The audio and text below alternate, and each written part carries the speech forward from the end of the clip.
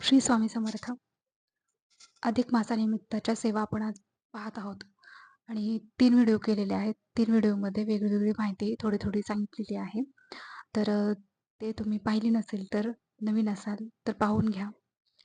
आपण भक्ती मार्गातून सेवा किंवा एखादी कृती, कर्मकांड कसं करायचं हे सांगितलं जातं. म्हणजे फार ओढाताण होत नाही आणि त्यामागचं कारण मीमांसा कळते, त्याचं शास्त्र कळतं, त्याचा अर्थ कळतो, त्याची भावना कळते. त्यामुळं नेहमी भक्ती मार्गातूनच सेवा करावी, म्हणजे एखादी कृती करावी.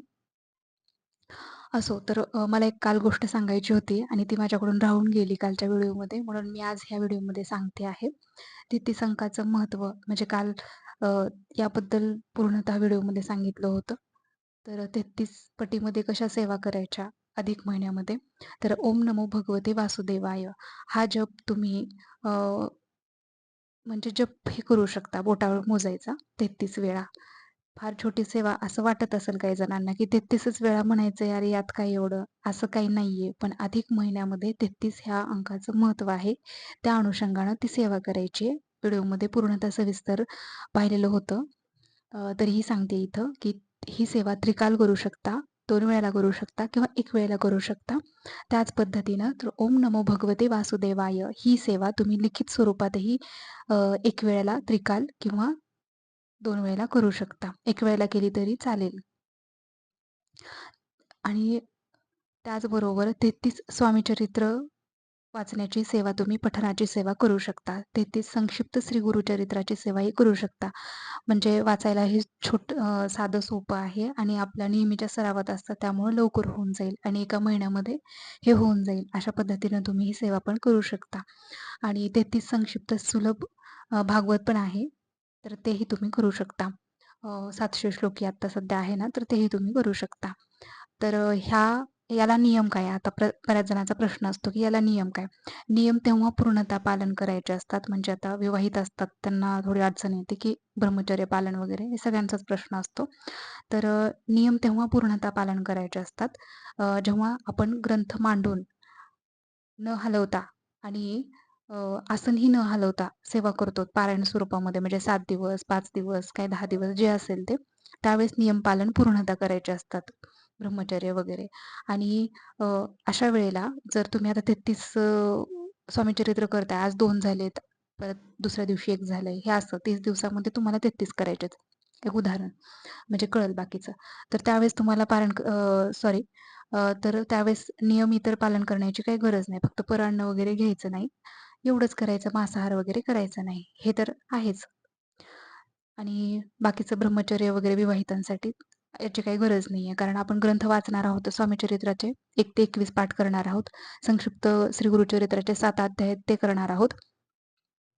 आणि संक्षिप्त श्री सुलभ भागवताच्या 700 श्लोकी जे काय आहे ते आपण करणार आहोत त्याचे अध्याय आणि झालं आणि ठेवून देणार आहोत जागेमध्ये आणि आसनही हलवणार आहोत. तर तेव्हा पारायण चे इतर नियम पाळण्याची गरज नाहीये. फार काही जण नवीन असतात त्यामुळं फार छोट्या-छोट्या गोष्टी मी सांगतेय. म्हणजे नंतर करताना कोणालाही अडचण येऊ नये यासाठी.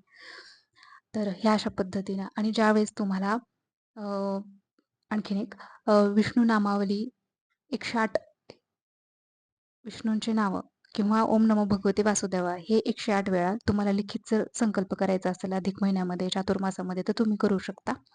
तर रोज 108 वेळा लिहायचंय आणि तुम्ही तसं महिनाभर करू शकता.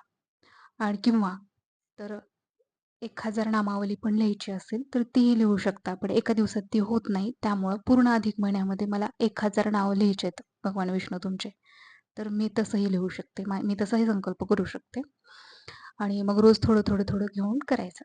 आपल्याला ज्या पद्धतीनं जमेल, आपण काम करतो, आपल्याला वेळ आहे का नाही, आपल्याला इतर कामं आहेत, त्या अनुषंगानं, त्या परिस्थितीनुसार आपण कोणताही संकल्प करावा किंवा कोणतंही व्रत घ्यावं आणि त्या पद्धतीनं ती सेवा करावी. तर आता भागवत ग्रंथ जो आहे मोठा 10,000 ओव्या संख्या किंवा त्याहून 10 मोठा ओव्या संख्यांचा आहे. तर ते भागवत पारायण जर करायचं असेल तुम्हाला वैयक्तिक स्वतःला घरामध्ये ग्रंथ मांडून वगैरे, तर त्यावेळेस काही नियम असतात. तर ते नियम आपण पाहूत. पहिल्यांदा एक प्रश्न असतो बऱ्याच जणांचा, की केंद्रामध्ये केंद्रामध्ये असलेलंच भागवत पारायण करायचं का आणि इतर नाहीत करायचे का असं येतं. असं काही नाहीये. प्रत्येक तुम्ही कोणतंही भागवत पारायण करू शकता. भगवान श्रीकृष्णाचंच आहे ते सगळीकडं. फक्त ओव्या संख्या काही ठिकाणी कमी आहेत. केंद्रामधलं जे आहे ना त्याच्यामध्ये ओव्या संख्या कमी आहेत आणि एकनाथ भागवत ते मोठं आहे. हे असं.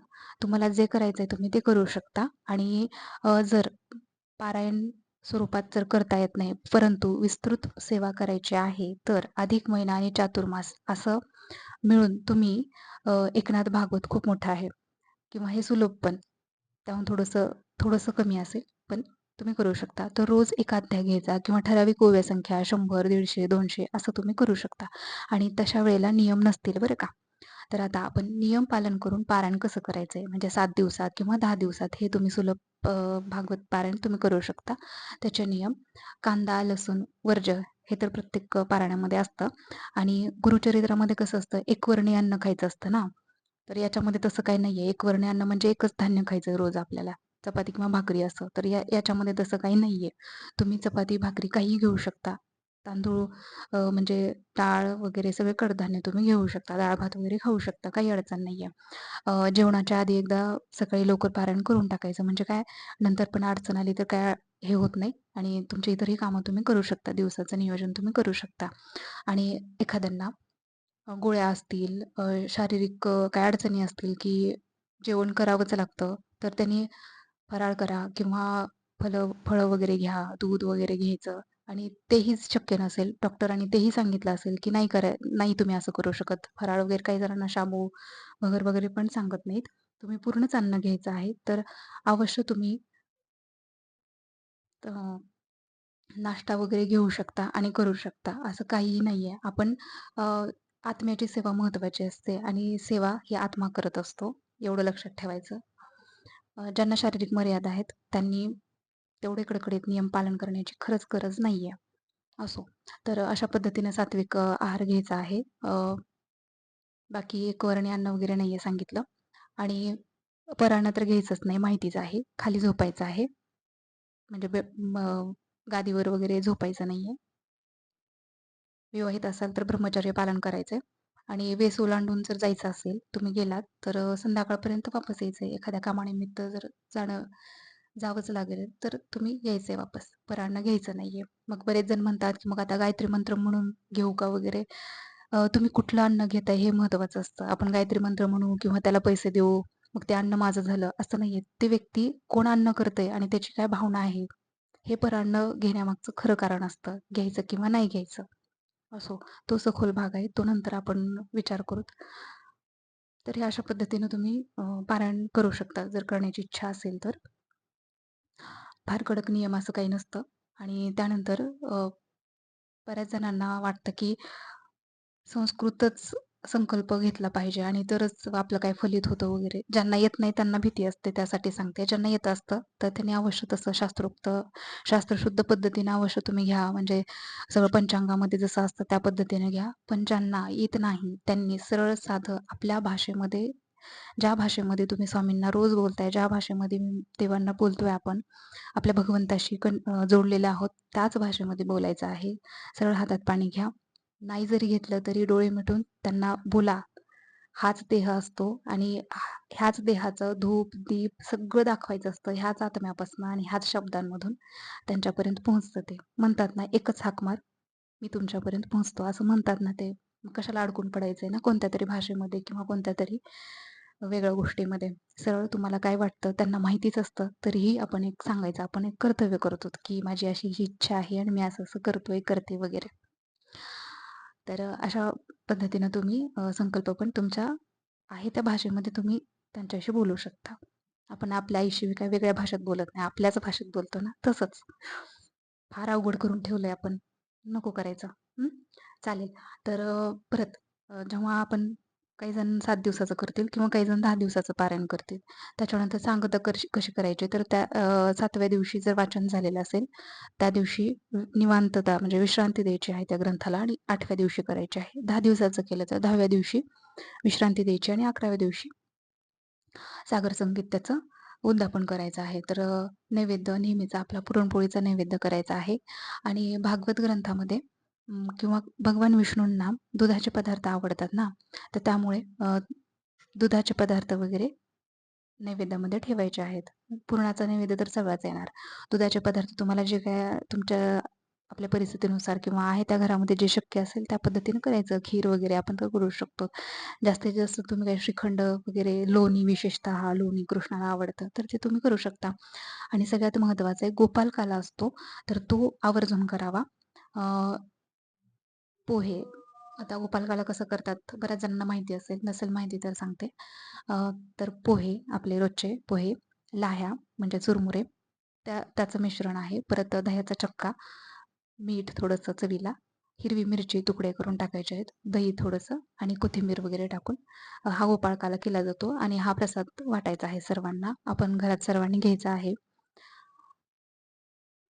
ग्रंथाला नैवेद्य दाखवायचा, स्वामींना दाखवायचा, कुलदेवीला, कुलदैवतांना असं ताट तुम्ही करू शकता. आणि जेव्हा नैवेद्य दाखवतात ना, तर त्यानंतर तुमचे सगळे तुम्ही जे नियम पालन केलेले आहेत, तर ते सगळे नियम त्या दिवशी थांबले जातात. मग त्यानंतर तुमचं नेहमीचं जसं तुम्ही करतात ते करू शकता.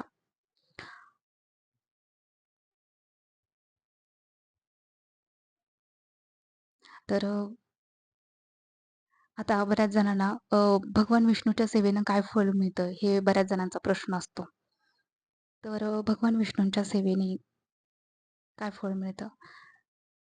एकच सांगणं फक्त, की पितरांचे दोष दूर होतात. तर भागवत वाचल्यानंतर आपल्या कर्मामध्ये बदल होतो. कारण भगवान श्रीकृष्ण काय सांगतात, की आपलं कर्म त्यामध्ये पूर्णतः हे सांगतात ना, तुम्ही तुमचं कर्म करा, बाकीचं मी पाहून घेतो, असं सांगतात ना ते. तर हे आपल्याला कळलं आणि त्यातून आपल्या कर्मामध्ये बदल झाला, तर आपले पूर्वजन्मीचे कर्मदोष दूर होतात. पुढे येणारे आपण आता पुढं आपल्याला चुका कळतात ना, त्यामुळे आपण एक योग्य पद्धतीने वागायला लागतो. थोड्या कमी चुका करायला लागतो. मग आपल्या संचितामध्ये अ, चांगलं कर्म जोडलं जातं आणि पापकर्म आहे ते कमी-कमी व्हायला लागतं. हे असं एक सिद्धांत असतो. त्यामुळं अ, आणि पितृदोष असतो ना, तर तो फक्त याच कुळातला किंवा याच जन्मातला असतो असं नसतं. तर आपल्या पूर्वजन्मापासूनही आपण काही कुणासोबत चुकीचं केलेलं असेल, कुणाचे पैसे बुडवलेले असेल किंवा काही वेगळं काही घडलेलं असेल आपल्यासोबत घटना, काही चूक केलेली असेल, तर तेही पितृदोष असतो, तोही दोष असतो, चुकीच्या कर्माचाही दोष असतो, तर तोही दूर होतो. म्हणून भगवान विष्णूंची सेवा अवश्य करावी आणि हे पूर्वजन्माचे दोष आपले दूर होतात. त्यासाठी भगवान विष्णूंची सेवा असते. आणि कर्माचा सिद्धांत सांगतात त्यामुळं भागवत अत्यंत मन लावून ऐकावं, वाचावं आणि ज्या सेवेकरांना स्वतः वाचन जमत नाही, त्यांनी सेवा श्रवण करू शकता. YouTubeवर बऱ्याच ठिकाणी सगळं अवेलेबल असतं, सगळं उपलब्ध आहे. तर तुम्ही त्या ठिकाणचं सगळं ऐकू शकता. काही अडचण नाही. श्रवण सेवेला कलियुगामध्ये खूप महत्त्व आहे. चालेल?